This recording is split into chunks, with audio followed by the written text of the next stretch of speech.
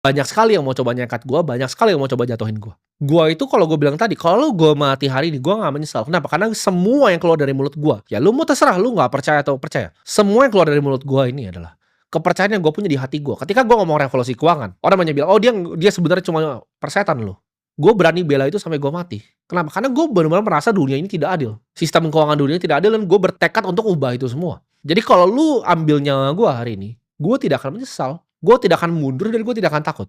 Gua itu kalau ngomongin masalah uang ya, uang gua tuh udah hidup ya, anak gua nih ya, punya 7 generasi ke bawah tuh nggak usah kerja sehari hidupnya udah aman semuanya. Gua udah selesain ini game-nya dulu, sudah selesai lama baru gua nyalakan kamera.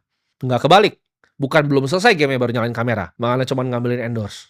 Gua itu hidup yang menurut gua seru banget. Ketika gua umur 19 tahun, gua negosiasi depan muka dengan private equity investor nomor 1 di Indonesia. Gue negosiasi valuasi perusahaan gue sendiri, yang dia mau beli share-nya dari gue, pakai entitasnya dia. Gue jadi nahkoda dari kapal, itu isi 130 orang di umur 20 tahun. Gue punya 130 karyawan di umur 20 tahun. Dan akhirnya, ya 15 orang yang masih tersisa dari kapal itu, ya jadi pendekar-pendekar gue waktu itu masih jadi pendekar gue sampai sekarang. Yang bahkan yang masih ngedit video ini masih orang yang sama. Gue bisa cerita gitu, gue ketemu partner yang salah, yang cuma bisanya pencitraan, tapi hasil nol besar. Sampai sekarang semua orang sekarang tahu. Akhirnya dulu, itu ibaratnya investor gue. Investor kan kalau kita operator perusahaan, investor tuh semacam, ya bisa dibilang bos lah, kalau dipanggil investor harus datang segala macam. Gue sekarang jadi partner di salah satu perusahaan yang kita bareng-bareng investasikan, yang akan mengubah revolusi dunia keuangan ini. Yang tadinya adalah investor, sekarang levelnya sejajar, partner. Dalam waktu 4 tahun.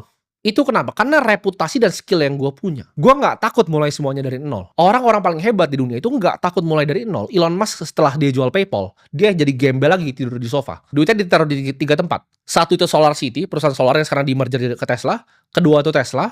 Ketiga itu SpaceX. Dia tidur di sofa lagi. Gue setelah balikin uang investor itu, gue nggak ngambil gaji selama 1 tahun. Gue itu mulai lagi dari nol. 15 pendekar yang gue punya tadi, itu gue ajak ke apartemen gue, kita mulai perusahaan namanya Akademi Kripto. Gue nggak nyerah. Dan orang kan banyak yang gengsi untuk mulai dari nol. Dulu karyawan gue 130, gue punya 4 lantai kantor. Gue mulai lagi semuanya dari nol. Itu semua nggak datang dengan gampang. Kalau lu kira gue tuh orang yang cuma suka foya-foya, itu semua nggak ada artinya ya untuk gue.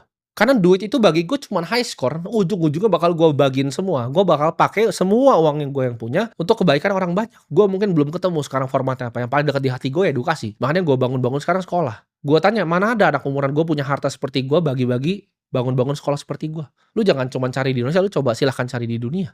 Mungkin ada banyak. Kalau kakek-kakek bacot punya 2 triliun, mah gue kenal ada banyak. Nggak usah kakek-kakek umur 50 punya 2 T aja banyak gue kenal. Tapi yang punya triliun di umur gue, lu bahkan nggak bisa hitung pakai 1 tangan loh. Yang bikin sendiri ya duitnya, lu nggak bisa hitung pakai 1 tangan. Gue percaya akan takdir dan misi gue. Ini kalau gue disuruh ulang balik ke nol lagi, gue akan dengan happy, gue akan dengan tersenyum. Semuanya gue ulang.